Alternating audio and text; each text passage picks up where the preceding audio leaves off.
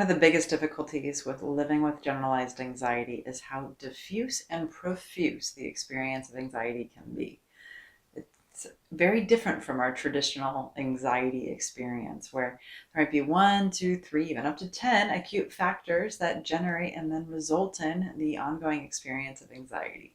With generalized anxiety, it's just there and it's ever present.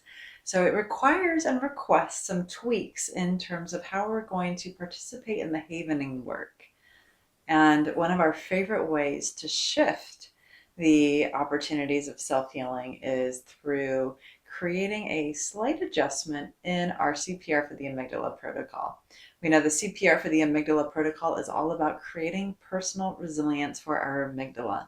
And it works through incorporating that soothing havening touch, palm havening, arm havening, the havening hug, as we like to call it, face havening, and engaging our brain in distractions, cognitive games that give our brain a different job and thus disrupt the ruminating or trauma-informed loop that is causing our brain or our body to feel distress.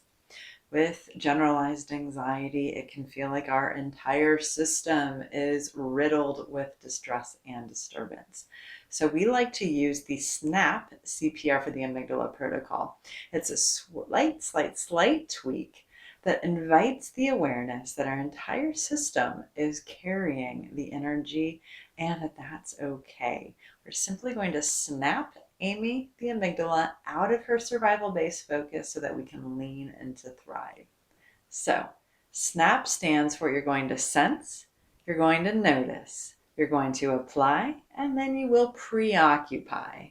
So let's walk through each of those steps. First is sensing. Now, when we live with generalized anxiety, it can feel ever present, and that's okay. Part of the recovery process is noticing the experience in our brain and our body and turning attentional awareness to the discomfort.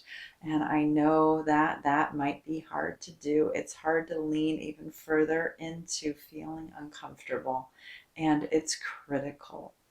That is why we're going to snap the system out of it once we sense into it. So sense into what is happening in your mind and body right now. And then as you're noticing the distress or the disturbance, notice if there's a particular energy somewhere calling your attention, a particular thought or an emotion that's saying, I'm really, really important. And if you can find one, great. Turn your spotlight to it. If not, just take a general noticing of the larger system and use a scale of 0 to 10. And where would you rank yourself on that scale? Now, 0 to 10, 10 is like, freak out time. 0 is neutral. We also know that sometimes we feel shut down, numb, or disconnected. And so it might feel as though it's a 0 to negative 10. Regardless, it's 0 to 10, either level of the energy sphere. And once you have that ranking in your mind, then you are going to apply that havening touch and preoccupy your brain. So the preoccupy process could be as simple as counting your breath, breathing in for different iterations, such as breathing in for 3, out for 5, in through 4, out for 6, so on and so forth. Our brain and our body love oxygen.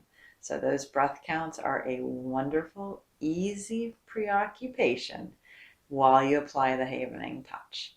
If you want to have a little more fun or get more creative, wonderful opportunity to do some mindfulness practices. Go every color of the rainbow and find 3 items in your environment or that you can think of for every single color of the rainbow. One of my personal favorites is doing bands or artists A to Z. Every letter of the alphabet, finding a band or an artist, of course, while applying that havening touch. There's so many different ways to preoccupy. The most important thing is we're giving our brain a different job that is neutral or even playful and fun. Once you have done at least try 3 different Preoccupy brain games, then check back in, sense, notice, get another number on that 0 to 10 scale, and then, depending on where you are, apply and preoccupy. If you are below a 2 on that 0 to 10 scale, then it is time to welcome in a new framework. And our next video will talk more explicitly about how to do that with generalized anxiety, because our wonderful Amy is great at telling endless stories of fear and spinning them out so that they generalize. And so we want to not only help her calm down and heal, we also want to build a new thriving system that Amy can connect into, because Amy, our amygdala, is focused in both survival and thriving. So I will see you then, and stay tuned. We'll do a guided exercise, of course, that will come out on Sunday. And if this is helpful for you, thumbs up, like the video, and let us know how it goes in the comments. I'll see you soon.